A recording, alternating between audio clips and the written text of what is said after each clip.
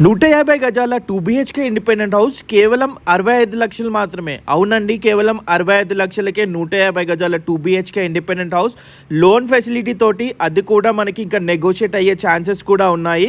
దయచేసి వీడియో అనేది పూర్తిగా చూడండి. నచ్చితే తప్పకుండా లైక్ చేయండి. మీ ఫ్రెండ్స్ అండ్ ఫ్యామిలీలో ఎవరైనా ఇలా తక్కువ ధరలో చాలా స్పేస్ ఉన్న హౌస్ కోసం చూస్తే కనుక వాళ్ళకి షేర్ చేయండి, యూజ్ అవుతుంది.